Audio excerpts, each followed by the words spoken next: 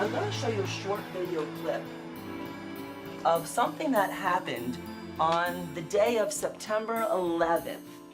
And anybody know what happened on that horrible day in our history, and not just... One of the greatest challenges teachers face is approaching lessons that deal with human suffering, cruelty, and violence. However, these painful topics can present unique chances for educators to give students more than a simple historical perspective. This season on Classroom Close-Up New Jersey, we saw how schools around the state are tackling some of these tough subjects.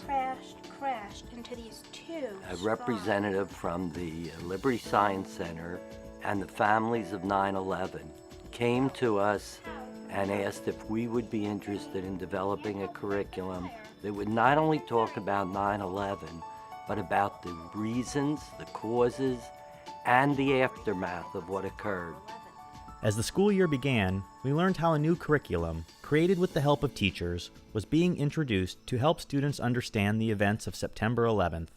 I saw it was a very delicately and appropriately aged, developed curriculum. That there was 3 levels, of course, that being elementary, middle school, and high school, and that the elementary level, it's more of a character ed based kind of lesson where we're not stereotyping, talking about heroes and remembrance and memorials.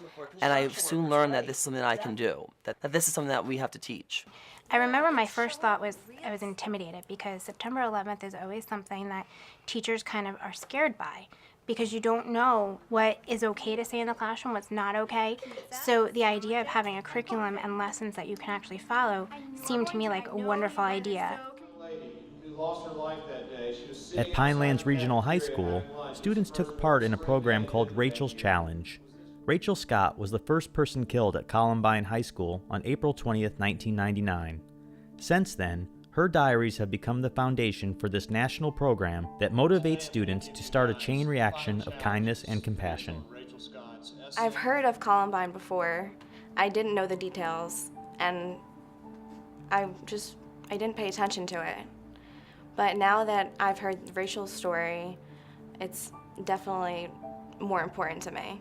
She did the small things that any of us can do to make a difference in someone's life by reaching out. I think what they said, the first thing is to tell everybody who you really, really care about that you love them. I think I'm going to start with that. This is really a really important message. In social studies class, we have learned about the triangle trade. The selling and trading of humans has lasted for more than 400 years, as millions were trafficked from Africa across the Atlantic to North and South America. This crime still exists today. Humans are being trafficked from countries... While learning about slavery of the past and present, Jefferson Middle School students created a website dedicated to ending modern-day slavery as part of a project called Stay Gold. Modern-day slavery affects children in ways of bonded labor and forced labor, and in some cases, child prostitution and sex slavery. Project Stay Gold came about. Our kickoff for our website launch and the launch of these new videos was funded by a Pride in Education grant, which helped to fund the filming and the creation of the videos. If people know that there's slavery, then they'll go out and they'll tell friends and they'll tell people, and it will slowly diminish. Our students have identified a global issue, and the global issue is that there are 27 million slaves on Earth today. 80% are children, are teenagers, and are college students. So what's happening here is that students are taking on the initiative to really rescue their generation, and they are speaking out on behalf of them.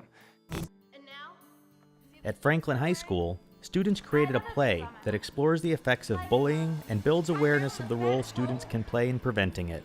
The drama takes on 3 perspectives: the bystander, the bully, and the victim.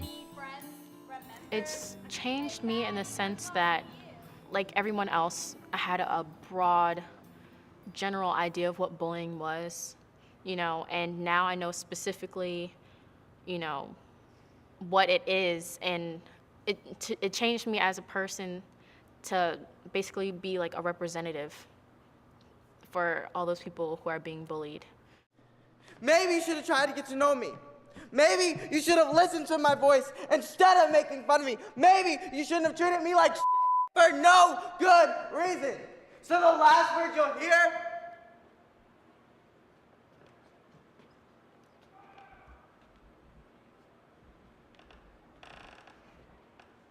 From the barrel of my gun. One of the situations in my case where I play Cho Seung-hu, the shooter at Virginia Tech, he was, he was seen as a bully in a sense, a shooter, a criminal, a monster almost. And it's not just this kind of issue where you're the bully and you're the victim, because everyone kind of is a victim of bully and a bystander at one point in their life.